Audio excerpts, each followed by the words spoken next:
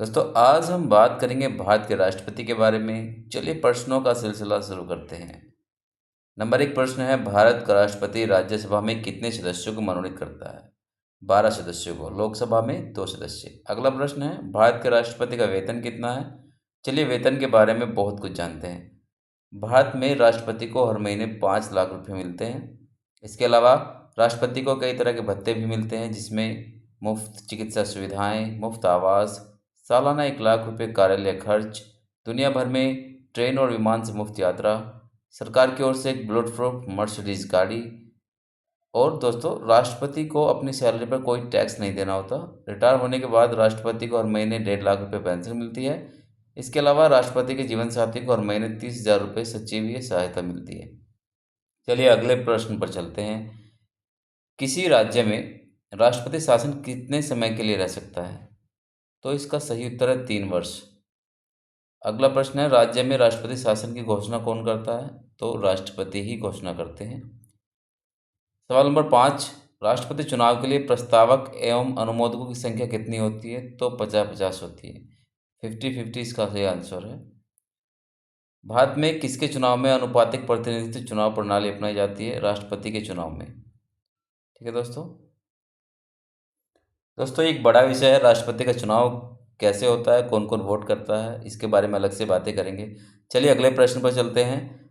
इस सीरीज में हम 50 सवालों को कवर कर रहे हैं। अगला प्रश्न हमारा, किसने 1922 वर्ष में यह मांग की कि भारत में संविधान की संरचना हेतु गोलमेज सम्मेलन बुलाना चाहिए? तो वो थे मोतीलाल नेहरू। भारत के राष्ट्रपति की मर्जी तक किसी राज्य में अपना पद कौन रह सकता है? तो राज्यपाल रह सकते हैं, जब तक राष्ट्रपति की मर्जी चले।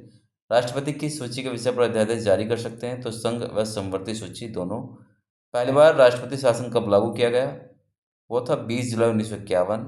भारतीय संविधान के अनुसार भारत का राष्ट्रपति राज्य का क्या होता है? तो संवैधानिक अध्यक्ष होता है। भारत के राष्ट्रपति का चुनाव कैसे होता है? तो अप्रत्यक्ष रूप से होता है, मतलब हम डायरेक्टली वोट नहीं करते, हमारे द्वारा चुने गए जो सांसद और विधायक है वो वोट करते हैं। अगला प्रश्न, राष्ट्रपति किस सूची के विषय में अध्यादेश जारी करते हैं? तो संघ और संवर्ती सूची। जब किसी विधेयक को संसद में प्रस्तुत किया जाता है तो किसकी अनुमति के बाद वह अधिनियम बनते हैं? तो राष्ट्रपति की लास्ट अनुमति होती है, इसके बाद वो अधिनियम बन जाते हैं। भारत के राष्ट्रपति का चुनाव कौन संचालित करता है? तो निर्वाचन आयोग ही संचालित करते हैं। राष्ट्रपति के चुनाव संबंधी मामले कहाँ भेजे जाते हैं? उच्चतम न्यायालय भेजे जाते हैं। दोस्तों अगले सवाल पर चलते हैं। भारत के राष्ट्रपति का चुनाव कितने वर्षों के लिए होता है? तो कार्यकाल 5 वर्ष होता है। राष्ट्रपति को उनके पद से कैसे हटाया जा सकता है? तो महाभियोग, जो अनुच्छेद 61 कहता है। राष्ट्रपति पर महाभियोग किस आधार पर लगाया जाता है? तो संविधान का अतिक्रमण होता है तो उस पर महाभियोग लगा सकते हैं।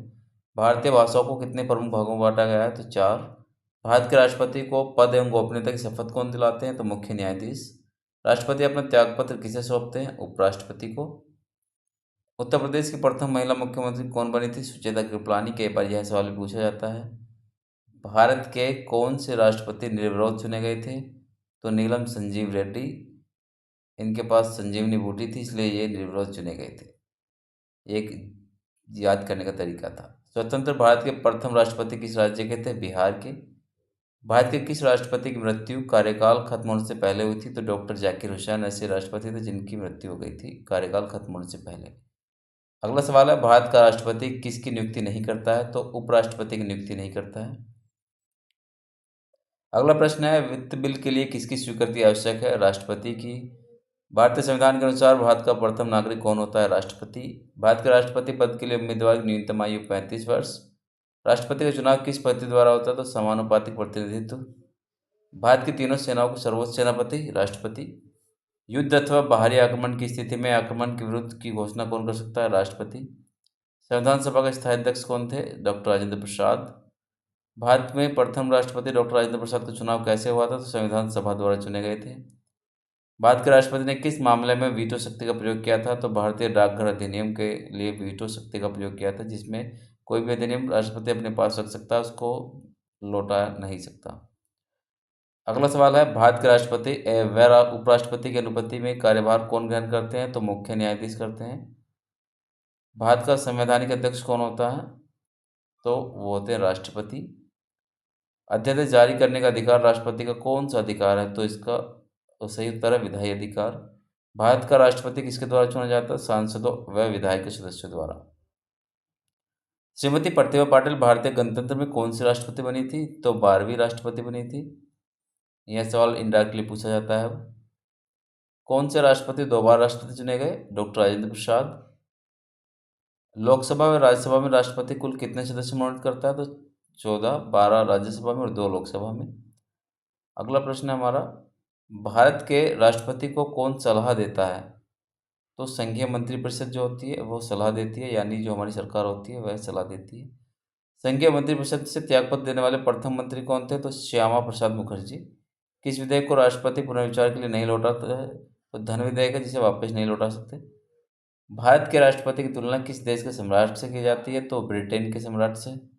किसी भौगोलिक क्षेत्र को अनुसूचित क्षेत्र घोषित करने का अधिकार किसको है? राष्ट्रपति को। भारत की कार्यपालिका का अध्यक्ष कौन होता है? वो होते हैं राष्ट्रपति। योजना आयोग और मंत्रिपरिषद का अध्यक्ष कौन होता है? वो होते हैं प्रधानमंत्री। दोस्तों, अब कुछ बात कर लेते हैं राष्ट्रपति से संबंधित अनुच्छेद के बारे में। अनुच्छेद 52 राष्ट्रपति का पद। 53 में आता है राष्ट्रपति की शक्तियाँ। 54 में आता है राष्ट्रपति का चुनाव। और अनुच्छेद 55 कहता है राष्ट्रपति के चुनाव का तरीका। और 56 राष्ट्रपति का त्यागपत्र। और 57 जो कहते हैं, अनुच्छेद 57 में आता है पुनर्नियुक्ति। ठीक है दोस्तों, अनुच्छेद 58 की बात करते हैं तो राष्ट्रपति की योग्यता। अनुच्छेद 59 की बात करते हैं तो राष्ट्रपति की अन्य शक्तियाँ। अब अनुच्छेद 60 में आते हैं तो राष्ट्रपति की शपथ।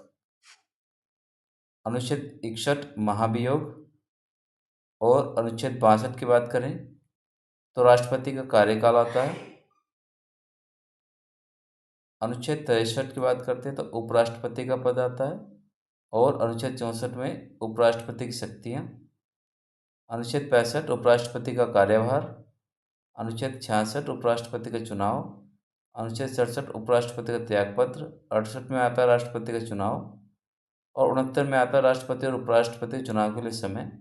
70 में राष्ट्रपति की शक्ति। और 71 में राष्ट्रपति की शक्तियों का उपयोग। और 72 में आपको कहें तो राष्ट्रपति की क्षमादान की शक्ति आती है।